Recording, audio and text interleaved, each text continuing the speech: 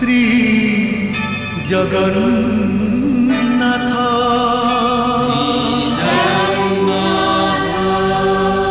श्री जगन्नाथ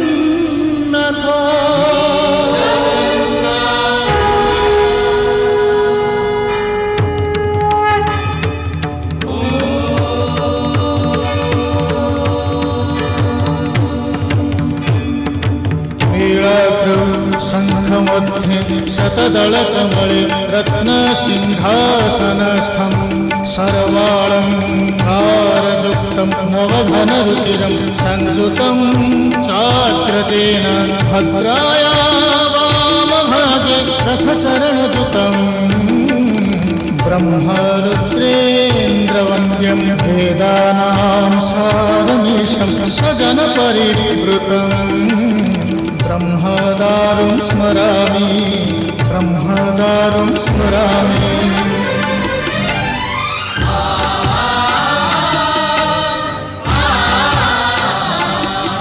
तुम्हें अनंत क्षय हे जगन्नाथ तुम्हें अव्यक्त अक्षर हे जगन्नाथ निज इच्छारु सृजिल हे जगत आदि नाही जे तुमर नाही अंत तुम्हें पवित्र ओंकार चिर सत्य नील सिंधु तीरे नीलाचल तहि विराजित बड़ देउल दारु ब्रह्म रूपे हे विश्व पालन उड़ा पताका पतित पावन सत्य धर्म न्याय परिसंस्थापित भक्तर तुमे होइछ हे नाथ श्री जगन्नाथ श्री जगन्नाथ जगन्नाथ श्री जगन्नाथ श्री जगन्नाथ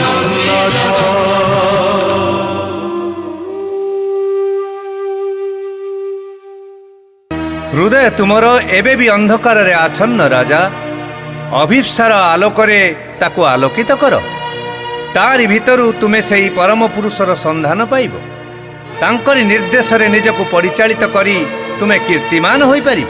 आपण चिंता करंतुने महाराणी मो सृष्टिधर को सांगरे धरी महाराजन को संधान रे बाहरुची किए ए निबिड़ अरण्य भितरे किए बंशी बजाउछ ए सारा सृष्टि रे केवल जणे मात्र ही अछि जे बंशी बजई पारे आउ ए सारा सृष्टि रे केवल सेही हेउची भाग्यवान जे बंशी सोन सुनी पारे। किए किए बजाउछ बंशी किए तुमे कोठु भासी आछे बंशी रो स्वन शुण इंद्रदम्न मु निर्गुण मु सर्वव्यापी मु सर्वकाल मु अतीत वर्तमान और भविष्यत मु दृश्यमान पुणी अदृश्य तेणु मु अवर्णनीय स्वयंभू। आपण किए प्रभु मु नीलमाधव नीलमाधव नीलमाधव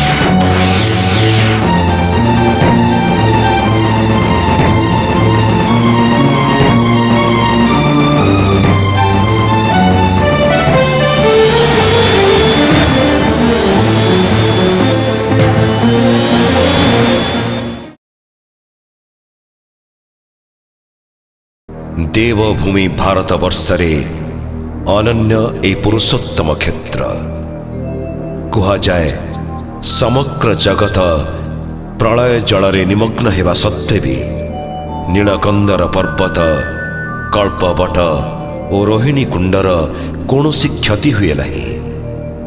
ପ୍ରଳୟ ସତ୍ତ୍ୱେ ବି ଏହାର ଅନ୍ତର୍ବେଦୀ ମଧ୍ୟରେ ସର୍ବଦା ବିରାଜମାନ କରିଥାନ୍ତି ମହାବିଷ୍ଣୁ ରୂପରେ ନୀଳମାଧବ। ସେମିତି ଏକ ପ୍ରଳୟ ଆସିଥିଲା, ଜଳାର୍ଣ୍ଣବ ହୋଇଗଲା ଶଶା ଗରା ଧରା। ସେଇ ପ୍ରଳୟ ଜଳରେ ଭାସି ଭାସି ମହର୍ଷି ମାର୍କଣ୍ଡେୟ ପହଞ୍ଚିଲେ ନୀଳକନ୍ଦର ପର୍ବତ ଉପରେ। ଦେଖିଲେ ସମ୍ମୁଖରେ ଅକ୍ଷୁର୍ଣ୍ଣ ହୋଇ ରହିଛି ଏକ ବଟବୃକ୍ଷ। ସେ ବିସ୍ମିତ ହେଲେ। ନିଶ୍ଚୟ ଇଏ ଏକ ପବିତ୍ର ଭୂମି। ମାର୍କଣ୍ଡେୟଙ୍କ ମନରେ ଅନେକ ଅସମାହିତ ପ୍ରଶ୍ନ, ଯାହାର ଉତ୍ତର ହିଁ ଦେଇପାରିବେ କେବଳ ସେହି ମହାବିଷ୍ଣୁ।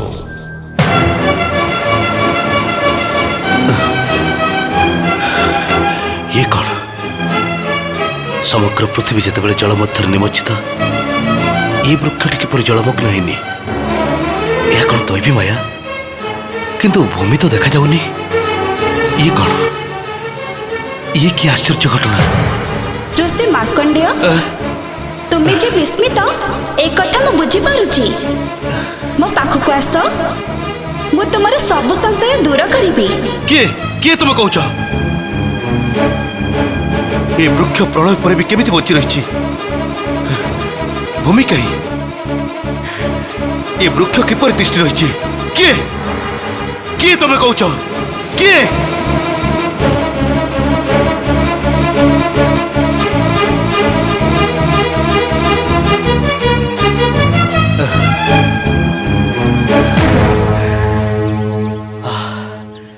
ଏତେ ଦିନ ପରେ ଆଜି ମୁଁ ଏ ଭୂମି ଉପରେ ପାଦ ଦେଇଛି। ଏ ନିଶ୍ଚୟ ଏକ ପବିତ୍ର ଭୂମି। ମହାପ୍ରଳୟ ଭିତରେ ଏ ଭୂମି ଯେତେବେଳେ ତିଷ୍ଠି ରହିପାରିଛି, ମୁଁ ଜାଣିପାରୁଛି ଇଏ ହେଉଛି ପବିତ୍ରତମ କ୍ଷେତ୍ର।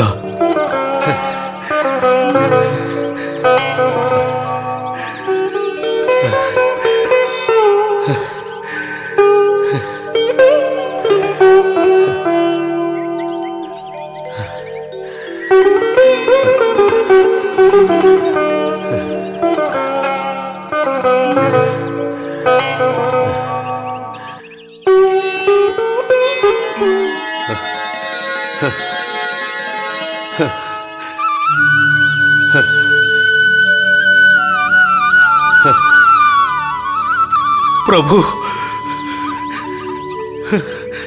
प्रणाम प्रभु।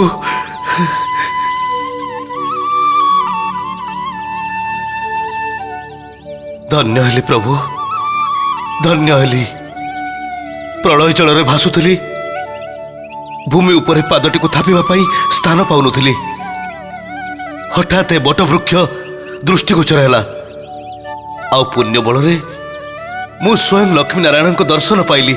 मु जानुछि इच्छामय, ये प्रलय जेपरी आपण इच्छा सृष्टि, सेमिति ए महाप्रलय मते उद्धार करबा मध्य आपणकर इच्छा। ऋषि मार्कंडेय, तुम तपस्या मु संतुष्ट बोली प्रलय रे सबु जेतेबेले विनष्ट सेतेबेले तुम ही केवल बंची रहिछ। तुमे वर्तमान जाओ, बटवृक्ष उपरे कालात्मा शोइचंती, तांकु दर्शन कर। मते कहंतु प्रभु, ये क्षेत्र ए बटवृक्ष महाप्रलय केमिति रक्षा पाइगला प्रभु? ये अक्षय बट, यार क्षय नहीं। सृष्टि किंबा प्रलय यहाकु ध्वंस करि पारे नहीं। ये चिर सबुज, ए कल्पबट को बयस स्पर्श करे नहीं। जाओ, तुमे कालात्मा को दर्शन करि आस। जाओ। जहाँ आपण इच्छा प्रभु।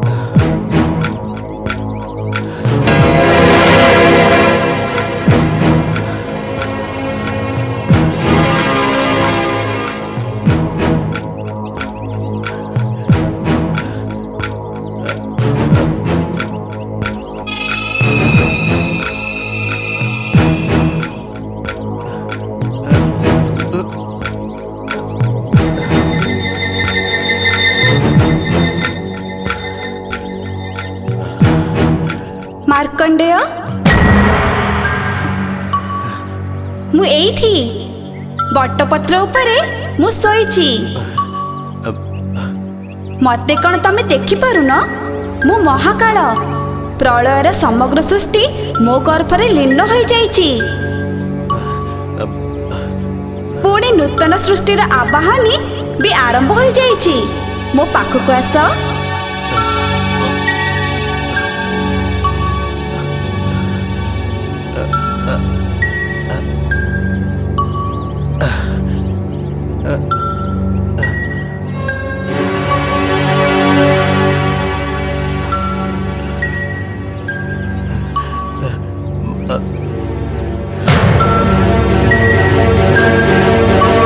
हे कालात्मा, हे महाकाल, तुमको मोर प्रणाम।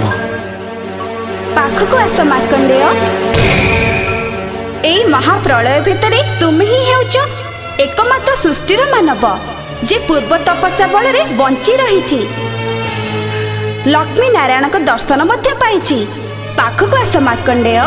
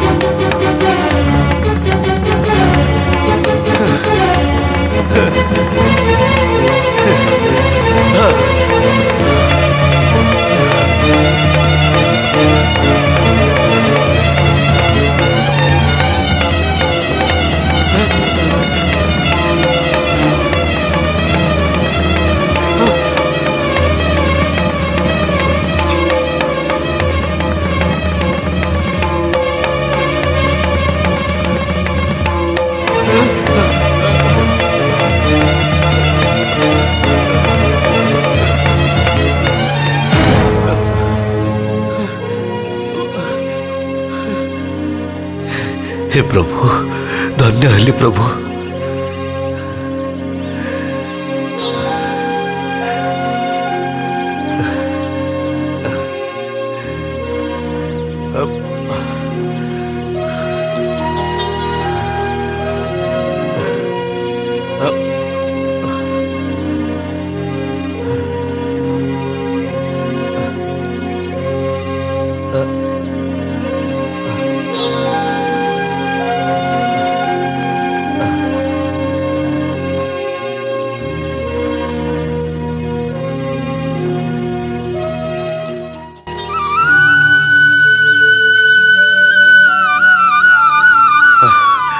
कालात्माଙ୍କ ଦର୍ଶନ ପାଇଲ ମାର୍କଣ୍ଡେୟ?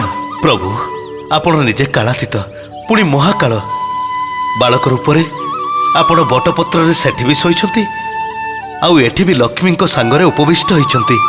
मो भली छार लोक आपणक महिमा किपरि जानि परिबो प्रभु? आपणक निर्देश रे से बटपत्र उपरे शोइथिबा बालकंकु मु दर्शन कली प्रभु। मते देखिला मात्रे ସେ ବାଳକ ମୁହଁ ମେଲା କରିଦେଲେ। ଚାହୁଁ ଚାହୁଁ ସେ ଖୋଲା ମୁହଁ ବିସ୍ତାର ଲାଭ କଲା, ଆଉ ମୁଁ ତା ଭିତରକୁ ପଶିଗଲି। ପ୍ରଭୁ, ଆଉ କ'ଣ ଦେଖିଲ? ଦେଖିଲି ସେ ଗର୍ଭ ଭିତରେ 14 ବ୍ରହ୍ମାଣ୍ଡ ଆତଜାତ ହେଉଛି। ବ୍ରହ୍ମା ଇନ୍ଦ୍ରଙ୍କଠୁ ଆରମ୍ଭ କରି 10 ଦିଗପାଳ, ଦେବତା, କିନ୍ନର, ଯକ୍ଷ, ଗନ୍ଧର୍ବ ସମସ୍ତେ ଅଛନ୍ତି। ପୁଣି ଅଛନ୍ତି ପୃଥିବୀ, ଆକାଶ, ଗ୍ରହ, ତାରା, ସୂର୍ଯ୍ୟ, ଚନ୍ଦ୍ର, ସମୁଦ୍ର, କେତେ ଗ୍ରାମ, କେତେ ନଗର ପାଟଣା, କେତେ ତୀର୍ଥକ୍ଷେତ୍ର, ସବୁ ସେଇ ଗର୍ଭ ଭିତରେ ପୂରି ରହିଛି। ପ୍ରଭୁ, ଇଏ କି ଅଦ୍ଭୁତ ଲୀଳା ପ୍ରଭୁ। ତୁମକୁ ମୁଁ ଜଣେଇଦେବାକୁ ଚାହେଁ ମାର୍କଣ୍ଡେୟ, ଆଦି ଅନ୍ତ ବୋଲି କିଛି ନାହିଁ। ଯେଉଁଠି ଶେଷ ସେଇଠି ପୁଣି ଆରମ୍ଭର ସୂଚନା ମିଳେ। ତୁମେ ଯାହା ସବୁ ଦେଖିଲ ସେ ପୁଣି ନୂତନ ସୃଷ୍ଟିର ସଂକେତ। ପୁଣି ସୃଷ୍ଟି ଶସ୍ୟ ଶ୍ୟାମଳ ହେବ। ଦେବତା ଠାରୁ ଆରମ୍ଭ କରି ମାନବ ପର୍ଯ୍ୟନ୍ତ ସମସ୍ତେ ଏ ଧରାବକ୍ଷରେ ନିଜ ନିଜର କର୍ମ କରିବେ। ଏ ପୃଥିବୀ ପୁଣି ଏକ ପ୍ରଳୟକୁ ଅପେକ୍ଷା କରିବ। ଏହା ହିଁ ନିୟମ ମାର୍କଣ୍ଡେୟ। ସବୁ ଆରମ୍ଭର ଦିନେ ଶେଷ ହେବ ହିଁ ହେବ, କାରଣ ପୁରୁଣା ଶେଷ ନହେଲେ ନୂଆ କିଛି ଗଢ଼ି ଉଠିବା ସମ୍ଭବପର ନୁହେଁ। ହେ ପ୍ରଭୁ, ଧନ୍ୟ ହେଲି ପ୍ରଭୁ, ଧନ୍ୟ ହେଲି। ମାର୍କଣ୍ଡେୟ, ଏ ଯେଉଁ ସ୍ଥାନଟିରେ ତୁମେ ଦଣ୍ଡାୟମାନ, ସେ ହେଉଛି ଏ ଧରାର ସବୁଠାରୁ ପବିତ୍ରତମ କ୍ଷେତ୍ର। ଏ କ୍ଷେତ୍ରର ସୃଷ୍ଟି ନାହିଁ କି ବିଲୟ ନାହିଁ। କାଳର ଗତିରେ ଏ କ୍ଷେତ୍ରର ନାମ ହେବ ପୁରୁଷୋତ୍ତମ କ୍ଷେତ୍ର। ଆଉ ମୁଁ ଏଠି ପାପିତାପୀଙ୍କୁ ଉଦ୍ଧାରିବା ପାଇଁ ବିରାଜମାନ କରିବି। ପ୍ରଭୁ, ଆପଣ ଯଦି ମୋତେ ଦୟା କଲେ ତାହେଲେ ଏଇ ବର ଦିଅନ୍ତୁ, ମୁଁ ଯେମିତି ଏଇ ପାବନ କ୍ଷେତ୍ର ଛାଡ଼ି କୁଆଡ଼େ ନ ଯାଏ। ଏଇ ଯୋଉ ବଟବୃକ୍ଷ ଦେଖୁଛ, ତାର ନାମ ଅକ୍ଷୟ ବଟ। କେହି କେହି ତାକୁ କଳ୍ପବଟ ବୋଲି କହିବେ। ତୁମ୍ଭେ ଏଇ ବଟବୃକ୍ଷର ବାୟୁକୋଣରୁ ଯାଇ ସେଠି ଆଶ୍ରମ ନିର୍ମାଣ କରି ରହିବ। ସେଠି ପୁଷ୍କରିଣୀ ଖୋଳେଇବ ଏବଂ ସେଠାରେ ଶିବ ମନ୍ଦିର ନିର୍ମାଣ କରିବ। କାଳ କାଳକୁ ସେ ପୁଷ୍କରିଣୀର ନାମ ହେବ ମାର୍କଣ୍ଡ, ଆଉ ଶିବଙ୍କର ନାମ ହେବ ମାର୍କଣ୍ଡେଶ୍ୱର। ଯାହା ଆପଣଙ୍କ ଇଚ୍ଛା।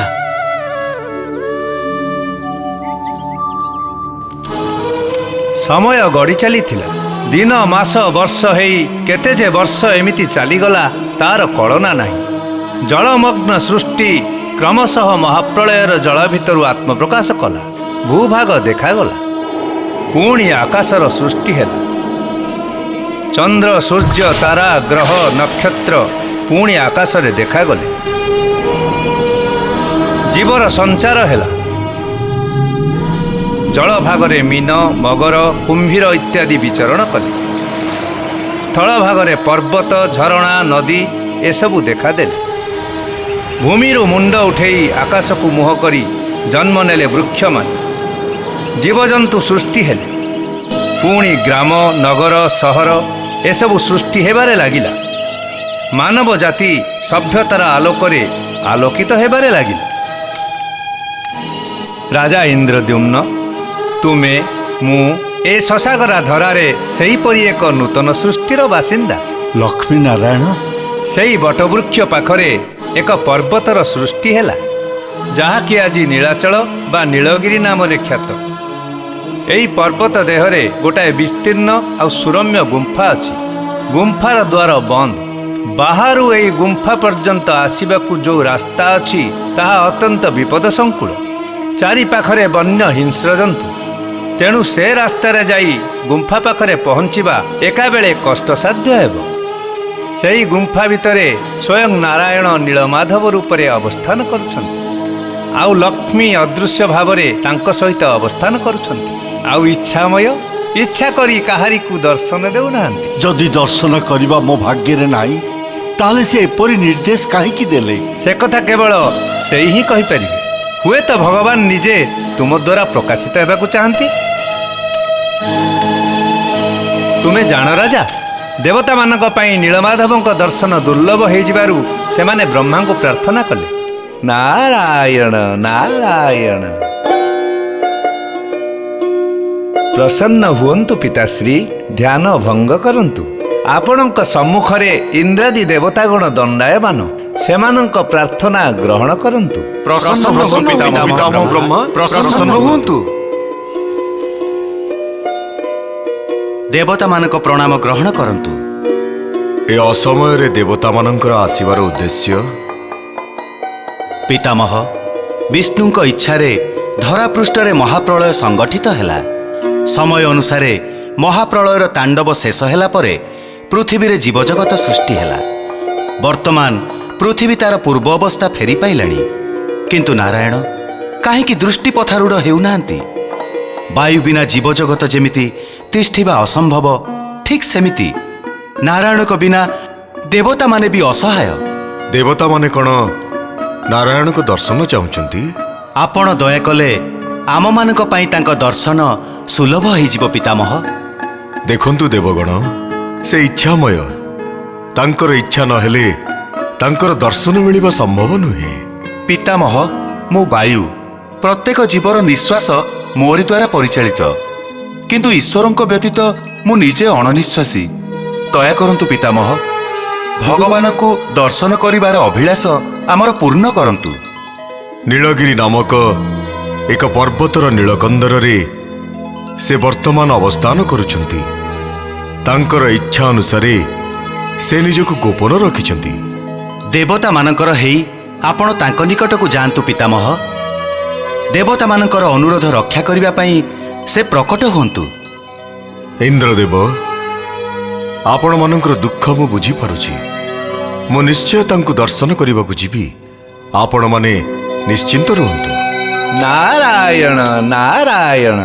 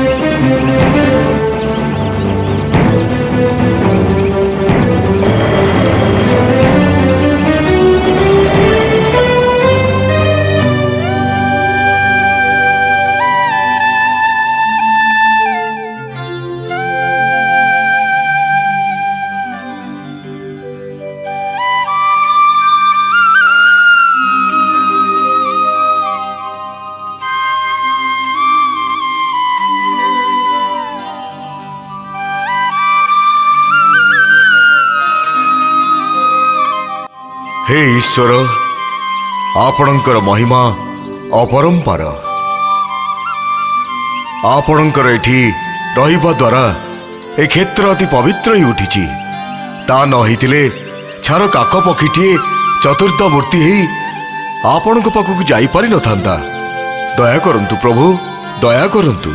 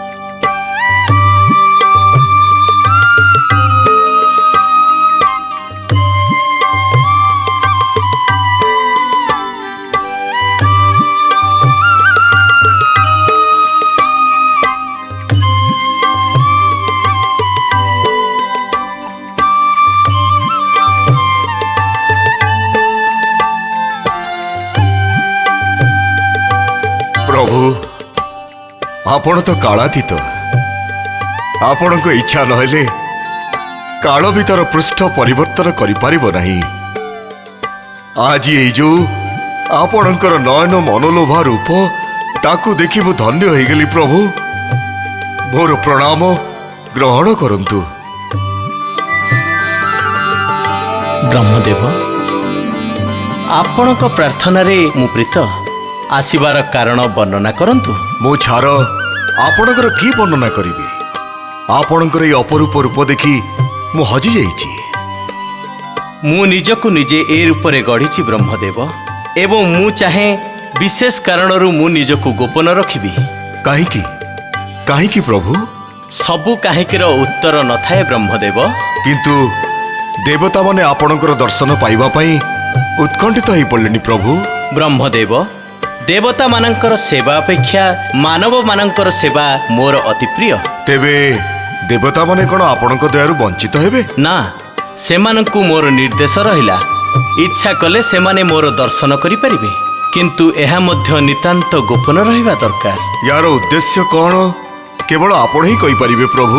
ମୁଁ ଏକ ନୂତନ ସତ୍ୟର ପ୍ରତିଷ୍ଠା କରିବାକୁ ଚାହେଁ। ମୁଁ ଚାହେଁ ମାନବମାନଙ୍କ ଭିତରେ ଗଢ଼ି ଉଠିଥିବା ଭ୍ରାନ୍ତି ଦୂର କରିବାକୁ। ଆଜି ଏକ ଅପୂର୍ବ ଦୃଶ୍ୟ ଦେଖିଲି ପ୍ରଭୁ। ଗୁମ୍ଫା ଦ୍ୱାର ସମ୍ମୁଖରେ ଯେଉଁ ବଟବୃକ୍ଷ ଅଛି ତା ପାଖରେ ଗୋଟିଏ କୁଣ୍ଡ ଅଛି। ସାଧାରଣ ପକ୍ଷୀଟିଏ ସେ କୁଣ୍ଡର ଜଳସ୍ପର୍ଶ କଲା ମାତ୍ରେ ଚତୁର୍ଦ୍ଧା ମୂର୍ତ୍ତି ହେଇ ଏହି ଗୁମ୍ଫା ଭିତରକୁ ଉଡ଼ି ଆସିଲା ପ୍ରଭୁ। ଇଏ ତ ଅୟମାରମ୍ଭ। ଏହା ପରେ ଆହୁରି ଅନେକ କିଛି ଦେଖିବେ, ଶୁଣିବେ, ଉପଲବ୍ଧି କରିବେ। ଦୁଇ ମୂର୍ତ୍ତିଙ୍କୁ ଆଖି ସାମ୍ନାରେ ଦେଖି ମୁଁ ଆଜି ନିଜକୁ ଧନ୍ୟ ମନେ କରୁଛି। ତମର ବି କିଛି ବକ୍ତବ୍ୟ ଅଛି ଯମରାଜ? ପ୍ରଭୁ, ମୁଁ ଅଭିମାନରେ କହୁନାହିଁ, କିନ୍ତୁ ମୁଁ ବର୍ତ୍ତମାନ ଉପଲବ୍ଧି କରୁଛି ଯେ ଯମଲୋକରେ ଯମ ହୋଇ ବସି ରହିବାର ଆଉ କୌଣସି କାରଣ ନାହିଁ। ମୋତେ ଆପଣ ହିଁ ସୃଷ୍ଟି କରିଥିଲେ, ଆଉ ଆପଣ ହିଁ ପ୍ରତ୍ୟେକ ମଣିଷର ମୃତ୍ୟୁ ପରେ ତାର ପାପ ପୁଣ୍ୟର ବିଚାର କରିବାର ଦାୟିତ୍ୱ ମୋତେ ହିଁ ଦେଇଥିଲେ। କିନ୍ତୁ ଏବେ ମୁଁ ଉପଲବ୍ଧି କରୁଛି ସେ ପାପ ପୁଣ୍ୟର ଦାୟିତ୍ୱ ମୋ ହାତରୁ ଚାଲିଯାଇଛି। କେମିତି? ପ୍ରଭୁ, ଏ କ୍ଷେତ୍ରରେ ଯିଏ ଜନ୍ମଗ୍ରହଣ କରୁଛି ସେ ତାର ସମସ୍ତ ଲୀଳାଖେଳାକୁ ଶେଷ କରି ମୃତ୍ୟୁବରଣ କରୁଛି, ଆଉ ସେ ସଙ୍ଗେ ସଙ୍ଗେ ମୁକ୍ତ ହେଇ ବିଷ୍ଣୁ ଲୋକକୁ ଗମନ କରୁଛି। ଏ ସ୍ଥଳରେ ମୋର ଆଉ ଭୂମିକା କ'ଣ ରହିଲା ପ୍ରଭୁ? ଅଭିମାନ କରନ୍ତୁ ନାହିଁ ଯମରାଜ। ଏ କ୍ଷେତ୍ର କ'ଣ ଆଉ ଭବିଷ୍ୟତରେ କ'ଣ ହେବାକୁ ଯାଉଛି ଏହାର ଉତ୍ତର ଲକ୍ଷ୍ମୀଙ୍କ ମୁହଁରୁ ଶୁଣିବେ। ଲକ୍ଷ୍ମୀ, ପ୍ରସନ୍ନ ହୁଅ। ଯା ସା ପଦ୍ମାସନସ୍ଥା ବିପୁଳ କଟିତଟୋ ପଦ୍ମପତ୍ରାୟତାକ୍ଷ୍ମୀ ସଗମ୍ଭୀର ବର୍ତ୍ତନାଭିସ୍ତନଭର ନମିତା ଶୁଭ୍ର ବସ୍ତ୍ରୋତ୍ତରିୟା ଲକ୍ଷ୍ମୀ ଦେବେନ୍ଦ୍ର ଗଜେନ୍ଦ୍ର ମଣିଗଣ ଖଚିତୈ ସ୍ଥାପିତା ହେମକୁମ୍ଭୈ ନିତ୍ୟମ ପଦ୍ମହସ୍ତା ବସତୁ ମମ ଗୃହେ ସର୍ବମାଙ୍ଗଲ୍ୟ ଯୁକ୍ତା। ଯମରାଜ, ଆପଣଙ୍କ ଆସିବାର ଉଦ୍ଦେଶ୍ୟ ଏବଂ ଆପଣଙ୍କ ମନରେ ଯେଉଁ ଅଭିମାନ ଅଛି ସେସବୁ କଥା ମୁଁ ବୁଝିପାରୁଛି। ମାତା, ଦେବ, ଦାନବ, ଗନ୍ଧର୍ବ, କିନ୍ନର ଏବଂ ମାନବ ସମାଜର ପ୍ରତ୍ୟେକ ବ୍ୟକ୍ତିଙ୍କୁ କିଛି କିଛି ଦାୟିତ୍ୱ ଦିଆଯାଇଥିବାରୁ ଏ ପୃଥିବୀ ତାର ଭାରସାମ୍ୟ ରକ୍ଷା କରି ଅଗ୍ରଗତି କରିଚାଲିଛି। କିନ୍ତୁ ତା ଭିତରୁ କେହି ଯଦି କର୍ମଚ୍ୟୁତି ଘଟେ ତାହେଲେ ଭାରସାମ୍ୟ ରହିବ କେମିତି? ଏ କ୍ଷେତ୍ରରେ ପହଞ୍ଚିଲା ମାତ୍ରେ ପାପୀ ତାପୀମାନେ ଯଦି ମୋକ୍ଷ ଲାଭ କରିବେ ତାହେଲେ ମୋ ଯମପଣିଆ ରହିବ କେମିତି? ଲୋକେ ମୋରି ଭୟରେ ପାପ କାର୍ଯ୍ୟରୁ ନିବୃତ୍ତ ରୁହନ୍ତି, ବ୍ୟଭିଚାର କିମ୍ବା ଅନ୍ୟାୟ କରିବାକୁ ପଛେଇ ଯାଆନ୍ତି। ସେ ଭୟ ଚାଲିଗଲେ ସାଧୁ ସନ୍ଥମାନେ ଏ ଧରାପୃଷ୍ଠରେ ରହିବେ କେମିତି? ଆପଣଙ୍କ କଥା ଯୁକ୍ତିଯୁକ୍ତ ଯମରାଜ, କିନ୍ତୁ ସବୁ କ୍ଷେତ୍ରରେ ଯୁକ୍ତି ଦେଇ ସିଦ୍ଧାନ୍ତମାନଙ୍କର ପ୍ରତିଷ୍ଠା ହୋଇପାରେନି। ବୁଝିପାରିଲିନି ମାତା। ଯମରାଜ, ଏଠି ଦୃଶ୍ୟରେ ନୀଳମାଧବ ଏବଂ ଅଦୃଶ୍ୟରେ ମୁଁ ଥିଲେ ବି ଆମେ ପରସ୍ପରଠାରୁ ବିଚ୍ଛିନ୍ନ ନୁହଁ। ଏ କଥା ନିଶ୍ଚୟ ମନେ ରଖିବେ। ଯେଉଁ ସ୍ଥାନରେ ଲକ୍ଷ୍ମୀ ଏବଂ ନାରାୟଣଙ୍କର ବାସ ସେ ସ୍ଥାନକୁ ପାପ ସ୍ପର୍ଶ କରିପାରେନି। ତେଣୁ ଏ କ୍ଷେତ୍ରକୁ ସ୍ପର୍ଶ କଲା ମାତ୍ରେ ପାପରେ ଲିପ୍ତ ଥିବା ଲୋକ ଅପାପବିଦ୍ଧ ହୋଇଯାଏ, ତାର ସମସ୍ତ ଦୁଷ୍ଟ ପ୍ରବୃତ୍ତି ଲୋପ ପାଇଯାଏ। ତେଣୁ ଏ ସ୍ଥାନଠାରୁ ପୃଥିବୀରେ ଆଉ କୌଣସି ସ୍ଥାନ ପବିତ୍ର ନୁହେଁ।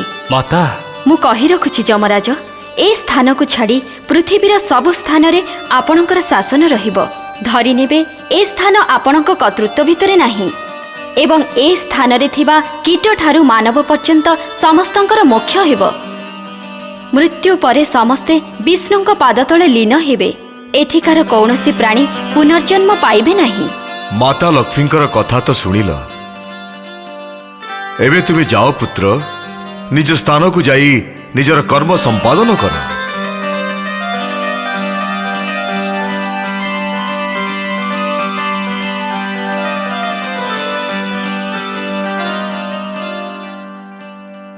ରାଜା ଇନ୍ଦ୍ରଦ୍ୟୁମ୍ନ, କୁହାଯାଇଛି କାଳ ନିରବଧି ବିପୁଳାଚ ପୃଥ୍ୱୀ, କିନ୍ତୁ ନୀଳମାଧବ ସବୁ କାଳର ଊର୍ଦ୍ଧ୍ୱରେ।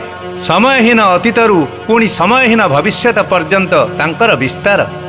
ଆଉ ବିପୁଳ ପୃଥିବୀ, ଏ ପୃଥିବୀ ତ ବ୍ରହ୍ମାଣ୍ଡର ଗୋଟାଏ ଅଂଶ, ସୌରଜଗତର ଗୋଟାଏ ଗ୍ରହ ମାତ୍ର। ଏହିପରି ଅନେକ ସୌରଜଗତ ଅଛି। ସିଏ ଗୋଟିଏ ଗୋଟିଏ ବ୍ରହ୍ମାଣ୍ଡ, କିନ୍ତୁ ବ୍ରହ୍ମାଣ୍ଡ ମାଳ ମାଳ ହୋଇ ତାଲମ କୂପେ ବିରାଜଇ। ସେଇ ନୀଳମାଧବ ତାଙ୍କର ଇଚ୍ଛା ସାଧନ ପାଇଁ ତୁମକୁ ଖୋଜୁଛନ୍ତି, କାରଣ ଈଶ୍ୱର ସକର୍ମକ ନୁହନ୍ତି। ତାଙ୍କର କର୍ମର ସାଧନ ପାଇଁ ସେ ମାଧ୍ୟମ ଖୋଜନ୍ତି। ବର୍ତ୍ତମାନ ତମେ ସେଇ ମାଧ୍ୟମ ହେବାକୁ ଯାଉଛ। ତାଙ୍କର ଶରଣାପନ୍ନ ହୁଅ ଇନ୍ଦ୍ରଦ୍ୟୁମ୍ନ। ଚନ୍ଦ୍ର ସୂର୍ଯ୍ୟ ଥିବା ପର୍ଯ୍ୟନ୍ତ ତୁମର କୀର୍ତ୍ତି ଧରା ବକ୍ଷରେ ଲିପିବଦ୍ଧ ହେଇ ରହିଯିବ। କିନ୍ତୁ କୋଉଠି କୋଉଠି ମୁଁ ତାଙ୍କର ଦର୍ଶନ ପାଇବି ସନ୍ନ୍ୟାସୀ?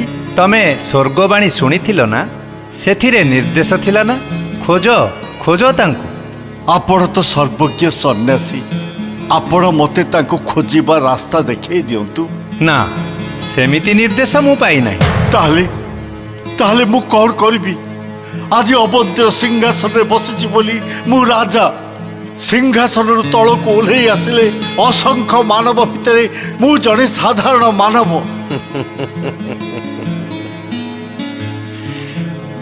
ପ୍ରଚେଷ୍ଟା ଥିଲେ ସାଧାରଣ ବି ଅସାଧାରଣ ହୋଇପାରେ ଇନ୍ଦ୍ରଦ୍ୟୁମ୍ନ। ପାହାଚ ଉପରେ ପାହାଚ ନ ଉଠି କୌଣସି ମଣିଷ କ'ଣ ନିର୍ଦ୍ଦିଷ୍ଟ ଉଚ୍ଚତାରେ ପହଞ୍ଚିପାରେ?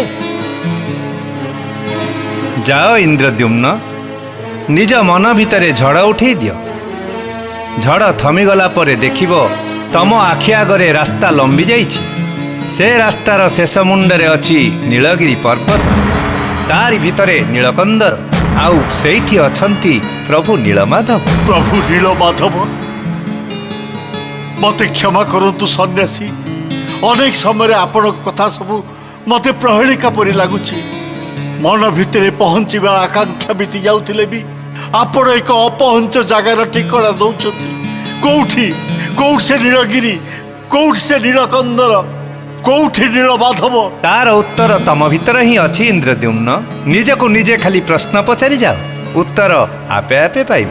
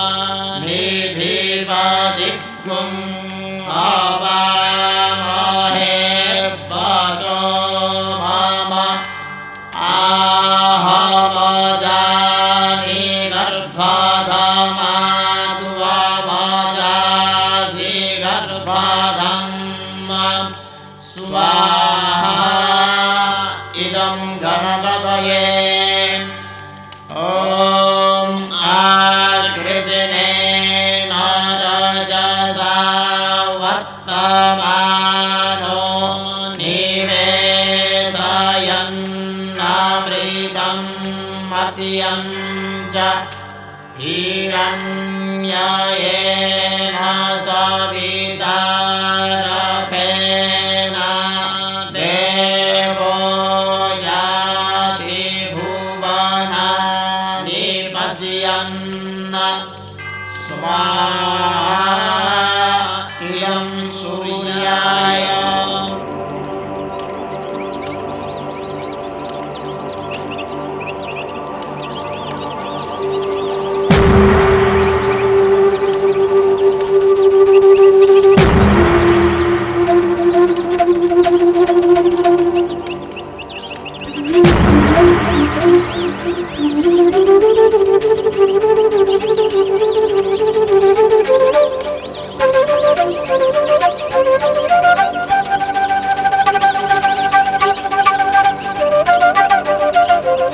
ନିଅନ୍ତୁ ମହାରାଜ, ନିଅନ୍ତୁ ମହାରାଣୀ।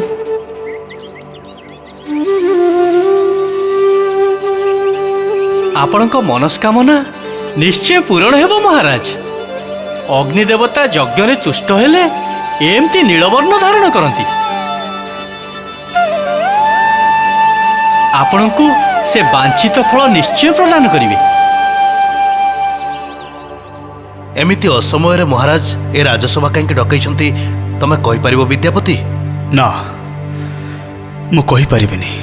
आश्चर्य, महाराजांकर समस्त गोपन कथा तुम्हें प्रथमे जानीपार, अथच तुम्हें कथा कही पारिबनी?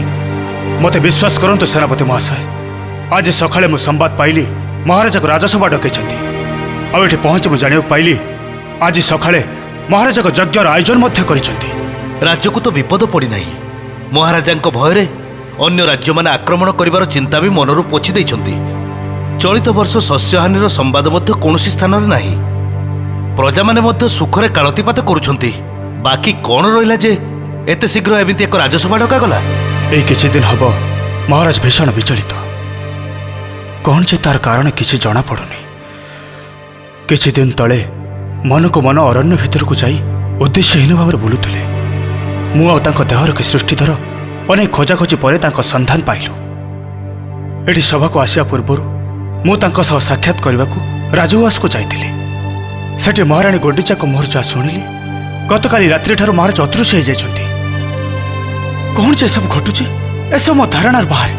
सावधान सभासद पारिषद गण अवधान, शत्रुकूल त्रास शौर्य वीर्य आकार पराक्रम इंद्र दातापण रे बणी महापराक्रमी भक्त शिरोमणि प्रजावत्सल अवंती नरेश राजाधिराज श्री श्री इंद्रद्युम्नकर राजसभा को विजय।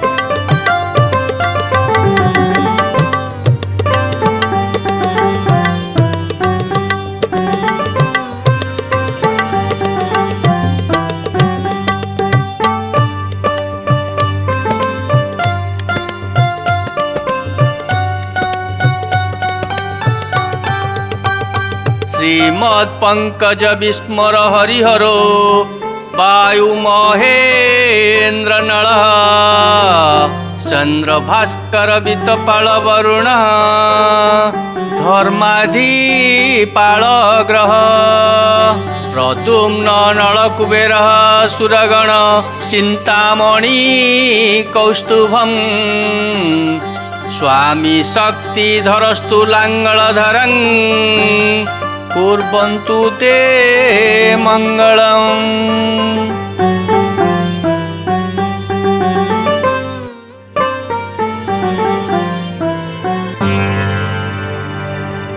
मु जाने गत किछि दिन धरी मोर मानसिक अवस्था पाई महामंत्री सेनापति विद्यापति राजगुरु एवं अन्यान्य सभासदगण बहुत चिंताग्रस्त हो पड़ते। मु स्वीकार करने को बाध्य होछि जे मो भितर गढ़ी उठी गोटे मानसिक द्वंद्व मते विशेष भावे व्यतिव्यस्त कर देथिला। ए सिंहासन आउ अन्यान्य राजकार्य प्रति मोर स्पृहा कमी जाइथिला। किंतु काली राति ठारू मोर से द्वंद्व कटि जाइछि। मु एकथा मत जानी परिछि मोर ए अवस्था पाई दायी प्रभु नीलमाधव। नीलमाधव नीलमाधव महाराज प्रथम थर पाई महाराज को मोहरा में शब्द शुणुछु। नीलमाधव किए तांका आस्थान केउठी?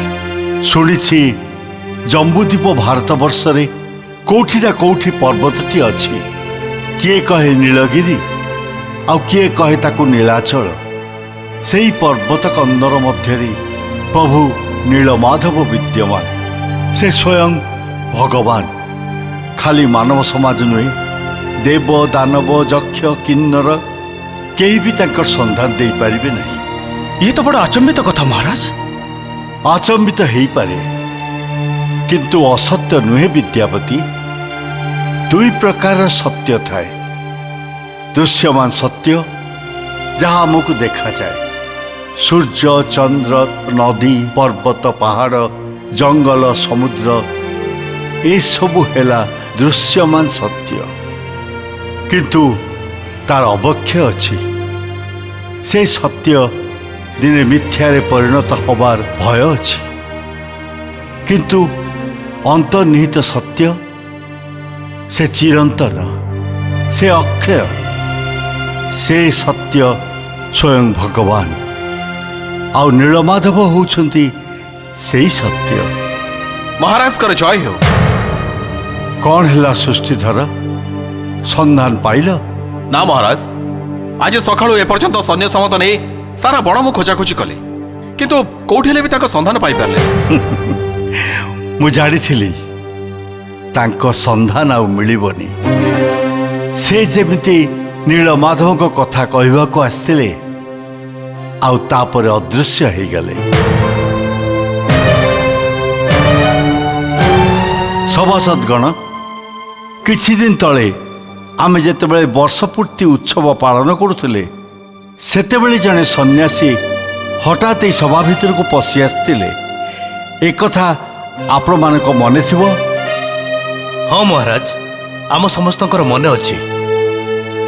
କାଲି ରାତିରେ ବଣ ମଧ୍ୟରେ ସେହି ସନ୍ନ୍ୟାସୀଙ୍କ ସହିତ ମୋର ଶେଷ ସାକ୍ଷାତ ହୋଇଥିଲା। ସେ ମୋତେ ନୀଳମାଧବଙ୍କ ବିଷୟରେ ସୂଚନା ଦେଇ ହଠାତ୍ ଅନ୍ତର୍ଧ୍ୟାନ ହେଇଗଲେ। ଯିବା ପୂର୍ବରୁ ଖାଲି ଏତିକି କହିଗଲେ, ଖୋଜ, ରାଜା ଇନ୍ଦ୍ରଦ୍ୟୁମ୍ନ ତାଙ୍କୁ ଖୋଜି ପାଇବାକୁ ଚେଷ୍ଟା କର। ସକାଳୁ ସୃଷ୍ଟିଧରକୁ ପଠାଇଥିଲି ସେହି ସନ୍ନ୍ୟାସୀଙ୍କୁ ଖୋଜି ଆଣିବା ପାଇଁ। ଆଉ ସେ ଯେ ନାହାନ୍ତି ସେ କଥା ସୃଷ୍ଟିଧରଙ୍କ ମୁହଁରୁ ଆପଣମାନେ ସମସ୍ତେ ଶୁଣିଲେ। କିନ୍ତୁ ସେଇଟା ମୋ ପାଇଁ ବଡ଼ କଥା ନୁହେଁ। ସବୁଠୁ ବଡ଼ କଥା ହେଉଛି ପ୍ରଭୁ ନୀଳମାଧବଙ୍କୁ ସନ୍ଧାନ କରିବା ଆଉ ତାଙ୍କୁ ଖୋଜି ପାଇବା। ଯଜ୍ଞର ଆୟୋଜନ କରିଥିଲି କେବଳ ସେଇଥିପାଇଁ। କାଲି ପ୍ରତ୍ୟୁଷରୁ ମୁଁ ତାଙ୍କୁ ଖୋଜିବାକୁ ନିଜେ ଯିବି। ଆପଣ ଯିବେ ମହାରାଜ? ହଁ, ମୁଁ ଯିବି, ଆଉ ଏକା ଯିବି। ବିଦ୍ୟାପତି, ଭଗବାନଙ୍କ ନିକଟରେ ପହଞ୍ଚିବା ପାଇଁ କୌଣସି ସୈନ୍ୟ ସାମନ୍ତ ଯାନବାହନ ଦରକାର ପଡ଼େନି। ଦରକାର ପଡ଼େ ଅଚଳା ଭକ୍ତି ଆଉ ସମର୍ପଣ। ମହାରାଜ, ଭାରତ ଏକ କ୍ଷୁଦ୍ର ଭୂଖଣ୍ଡ ନୁହେଁ। ଏତେ ବଡ଼ ଦେଶରେ କେଉଁଠି ଖୋଜିବେ ତାଙ୍କୁ? ଖୋଜିବାକୁ ତ ହବ ରାଜଗୁରୁ ମହାଶୟ, ଆଉ ତାର କୌଣସି ବିକଳ୍ପ ନାହିଁ। ମୋର ଅନୁପସ୍ଥିତିରେ ଆପଣମାନେ ରାଜ୍ୟଭାର ଗ୍ରହଣ କରିବେ। ମୁଁ ମନେ ମନେ ସ୍ଥିର କରିଛି, ଅମାତ୍ୟ ବିଦ୍ୟାପତି, ମହାମନ୍ତ୍ରୀ ଭାନୁପ୍ରତାପ, ସେନାପତି ରାଜଶେଖର ଏବଂ ରାଜଗୁରୁ ଭକ୍ତି ବେଦାନ୍ତ ସମୂହ ଭାବରେ ରାଜ୍ୟ ପରିଚାଳନାର ଭାର ଗ୍ରହଣ କରିବେ। ମୋର ସମ୍ପୂର୍ଣ୍ଣ ବିଶ୍ୱାସ ଆପଣମାନଙ୍କ ହାତରେ ରାଜ୍ୟ ସମ୍ପୂର୍ଣ୍ଣ ନିରାପଦ ରହିବ। ଆପଣମାନଙ୍କୁ ମୋର ଏତିକି କଥା କହିବାର ଥିଲା। ବର୍ତ୍ତମାନ ସଭା ସାଙ୍ଗ ହେଲା।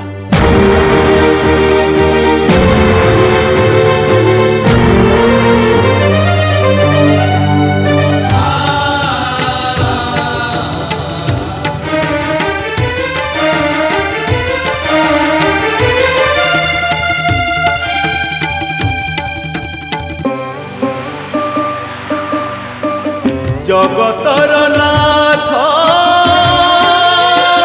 জগন্নাথ, বিন্দু ঠারু সিন্ধু তুমে সর্বব্যাপ্ত।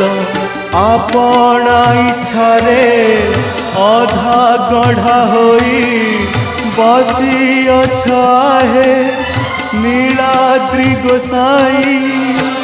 ভাবরে প্রকট অভাবে গুপত, তুমে হি আরম্ভ তুমে হি সমাপ্ত। শ্রী জগন্নাথ শ্রী জগন্নাথ।